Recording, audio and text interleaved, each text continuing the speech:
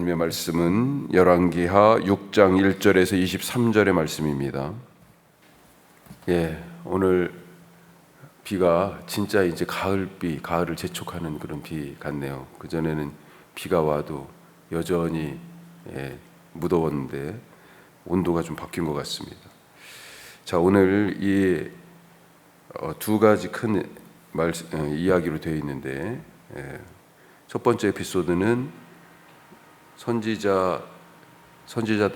선지자의 제자들과 함께 거처를 옮기기 위해서 선지학교죠. 이 선지학교의 거처를 옮기기 위해서 나무를 하러 가서 도끼를 잃어버렸던 사건. 우리 전래동화에 그 이 도끼가 네 도끼냐 하는 이야기와 거의 흡사합니다. 참 진짜 믿기 어려운 이야기죠. 나뭇가지를 던져 물속에 빠진 도끼가 떠오르게 해서 잃어버린 도끼를 찾았다 하는 얘기. 두 번째는 아람 군대가 쳐들어왔을 때 엘리사 때문에 결국은 이기지 못하는 것을 알고 엘리사가 있는 도단으로 군사들을 보내가지고 엘리사를 잡으려 했지만 오히려 하나님께서 그들의 눈을 어둡게 하셔서 사마리아로 이 군대를 이끄셨고, 오히려 죽이지 않고 선하게 베풀어서 떡과 마실 물을 주어서 하나님의 자비하심을 보여주는 그런 사건. 이 두 가지 말씀입니다.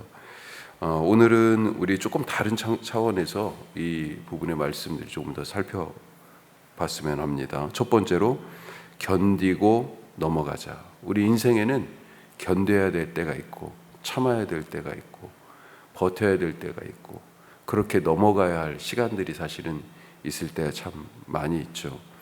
엘리사 시대는 엘리야 시대, 엘리야 후계자가 엘리사잖아요. 엘리야 당시와 보면 많이 좀 달라진 모습 같아요. 엘리야 때는 어떻습니까? 영적으로 온 나라가 피폐해 있었죠. 특히 아합과 이세벨을 중심으로 한 바알 신앙, 바알 숭배가 온 땅에, 이 북이스라엘 온 땅에 그냥 편만했습니다. 극에 달했어요. 하나님의 선지자들은 죽임을 당했고 백성들은 언약을 저버렸고 지도자들은 아합이 폭정을 막 휘두르는데도 자기들도 해를 당할까봐 그냥 입 꼭 닫고, 예를 들면 나봇의 포도원을 억지로 뺏었잖아요. 나봇을 죽이고. 그런데도 불구하고 한마디도 못하는 그런 상황이었습니다. 하나님은 그래서 비를 한 방울도 내리지 않는 그런 심판으로 분노하셨습니다. 덕분에 엘리야도 어땠어요? 먹을 것이 없고 마실 물이 없어서, 그런데 그리 시냇가에 숨어 지내도록 하나님 하셨죠. 까마귀가 물어다 주는 것을 먹고 살았습니다. 그런데 다른 것으로 살펴보면, 다른 측면으로 보면 사실은 아합을 피해서 숨어 있는 거였어요. 자, 그렇게 3년 이상을 숨어 있었습니다. 결국은 갈멜산에서 만나게 되죠.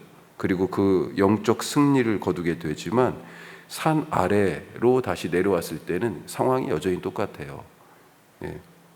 엘리야 곁에는 아무도 없습니다.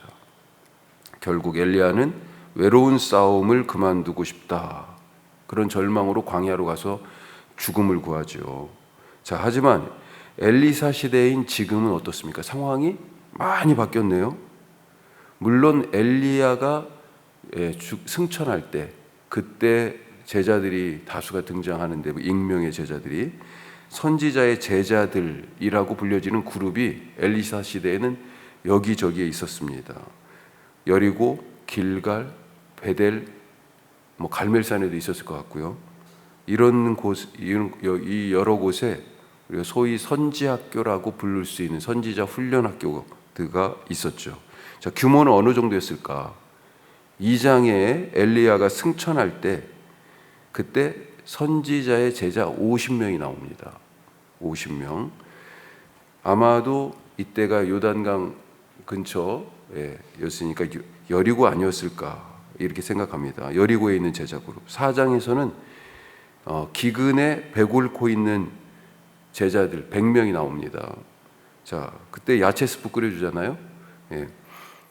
이 이야기는 뒤에 이제 길갈에서의 이야기하고 연결돼서 여기는 길갈에 있는 선지학교의 규모가 아닐까 그렇게 생각해 볼 수 있어요. 자, 오늘 제자들도 사람은 많고 건물과 장소가 비좁아서 더 넓은 곳으로 이사하려고 지금 하는 거죠. 건물을 짓기 위해서 나무하러 간 모습입니다. 하여튼 나라 안에 선지자의 여러 제자 그룹들이 있었고 각 그룹마다 숫자가 보통은 50에서 많으면 100명까지도 되는 그런 모임들이었다. 그런 그룹이었어요. 전에 엘리야가 여전히 나는 혼자입니다. 나와 같이 하나님의 말씀을 선포하고 이 암흑의 영적 세대를 깨울 그런 사람이 없습니다.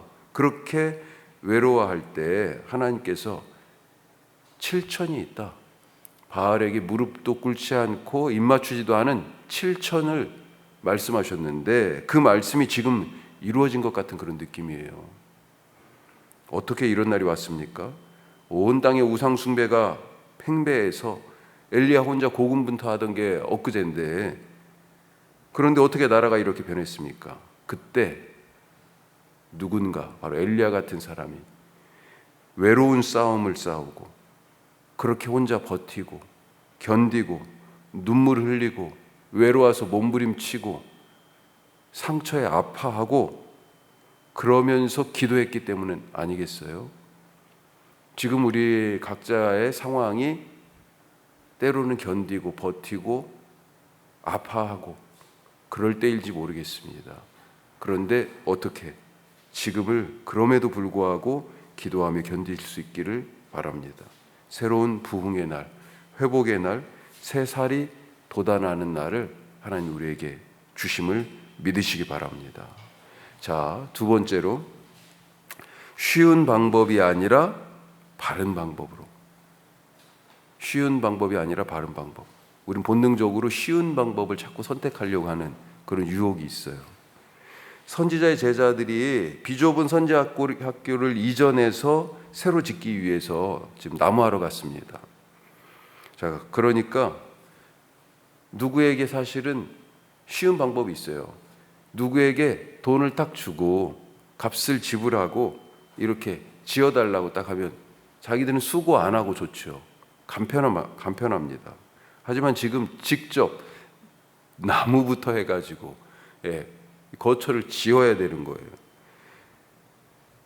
오늘 바로 말씀 앞에를 보면 엘리사가 선택할 수 있는 쉬운 방법의 기회들이 있었어요. 자, 오늘 6장인데 바로 앞으로 가면 5장에 한 장을 통틀어서 무슨 사건이 있었습니까? 아람의 군대 장관 나병 환자 나아만을 고친 일. 자, 이 나아만이 그때 치료비로 사실은 엄청난 것을 싸들고 아람에서부터 엘리사에게 왔었습니다. 나아만이 준비해 온 것은 은 10달란트. 이게 키로수로 환산하면 340kg예요. 그람이 아니고. 우리 한 돈이 몇 그람이에요? 그람으로 따지잖아요. 그렇죠? 1kg가 1000g 아니에요. 그런데 한 돈이 100g도 안 되잖아요. 그런데 은 10달란트 340kg고요. 금 6,000개 70kg예요. 하지만 이 어마어마한 돈을 단칼에 거절합니다. 게하시는요, 그것이 너무 아까워가지고 쫓아가가지고 똑같은 말로 하죠. 내가 하나님의 살아계심을 두고 맹세하는데 엘리사는 안 받는다 그랬는데 하나님의 살아계심을 두고 맹세하는데 받는다라고 말을 바꿔가지고 게하시가 사실 이것 받아서 더 좋은 데 쓰는 것, 이게 더 현명하고 지혜로운 처사 아니었을까요? 자기가 사적으로 쓰는 것도 아닐 거고. 예? 이렇게 선지 생도들이 나무하러 가는 수고하지 않고 그 시간에 말씀도 보고 기도도 하고 더 유익한 일, 소위 말해서 영적 훈련이라고 얘기할 수 있는 그런 것 위해서 사용하면 훨씬 더 좋잖아요. 예? 앞서 또 어떤 일이 있었습니까? 죽은 제자의 아내, 아들 둘하고 사는 선지생도의 미망인, 빚 때문에 빚쟁이가 와가지고 애들 종으로 잡아간다고 그랬었잖아요. 아니 그런 집이 한둘이겠어요? 그렇게 좋은 데에 쓰거나 또 선지학교에서 먹을 것이 없어가지고 이름도 모르는 풀 열매 따다가 야채 스프 끓였다가 그거 먹고 야 솥에 독이 있어 죽을 뻔했잖아요. 다 큰일 날 뻔했죠. 그런 일도 없었을 거고요. 나만에게서 받은 것으로 더 좋은데 엘리사 혼자 잘 먹고 잘 사는 거 아니고 더 좋은데 사용할 수도 있었을 겁니다. 하지만 거절했어요. 때로는 쉬운 방법이 있습니다. 하지만 그것이 과연 하나님이 기뻐하시는 방법일까? 하나님은 선지학교도 그 제자들의 가정도 은혜로 사는 법, 전적으로 하나님을 신뢰하는 것이 무엇인지 사실은 그것을 훈련하고 계셨던 것은 아닌가. 선지학교 더 쉽게 지으실 수 있었겠죠. 하지만 나무하러 가고 이게 가진 게 없어가지고 도끼를 지금 자기들 게 아니잖아요. 빌려온 거잖아요. 도끼 연못에 빠뜨리고 어떻게 나 이거 빌려온 건데 그때 당시에 이 쇠로 만든 도끼라는 게 사실 어마어마한 거 아니겠어요? 예. 없어. 쇠가 얼마나 귀한데. 전적으로 하나님을 신뢰하는 법, 은혜로 사는 법, 그것을 다양한 방법으로 훈련하셨던 것은 아닐까. 사실 하나님은 사람들이 볼 때는 배골고 있으니까 방치하는 것 같고 이스라엘 백성들도 애굽에 있을 때 하나님은 우리의 부르짖음을 듣지 아니하시고 우리의 이 노역, 이 종살이를 돌보지 아니하신다. 그렇게 사람들이 생각하는 건 맞잖아요. 하지만 하나님은 결코 귀 막고 계신 것 아니었고 당신의 백성을 방치하신 것이 아니었어요. 하나님의 방식으로 훈련하시고 하나님의 방식으로 돌보고 계셨던 거죠. 자, 세 번째, 다 듣고 계신다. 다 듣고 계신다. 아람 왕이 지금 아람과 이스라엘, 북이스라엘이 전쟁하고 있습니다. 아람이 상당히 강성했던 것 같아요.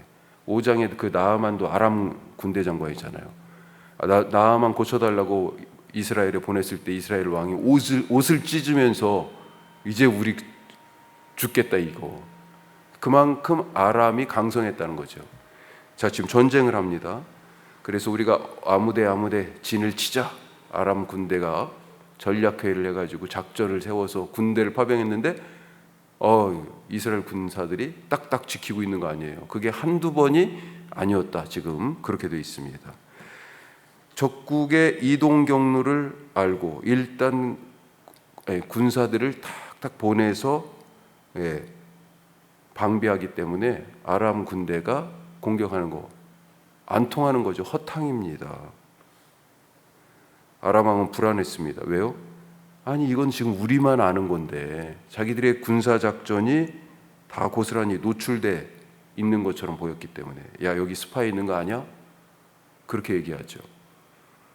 아마도 아람 내부에 스파이가 있는 것 같다라고 하는 의심을 이제 막 이 사람 저 사람에게 의심의 눈총을 겨눌 때 그때 이런 말을 신하 중에 하죠. 자, 12절 말씀입니다. 12절 다시 한번 읽어보겠습니다. 그 신복 중에 한 사람이 이르되 우리 주 왕이여 아니로소이다.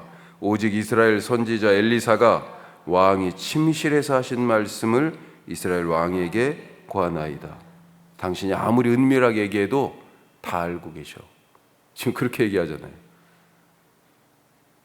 하나님은 다 듣고 계셨던 것입니다. 하나님이 다 듣고 계신 것이 아람에게는 두려움이었어요. 그들에게는 막힘이었어요. 하지만 이스라엘에게는 뭐예요? 하나님이 다 듣고 계신 것이 구원이었습니다. 그리고 보호고 안전이고 평안이었어요. 하나님이 다 듣고 계십니다.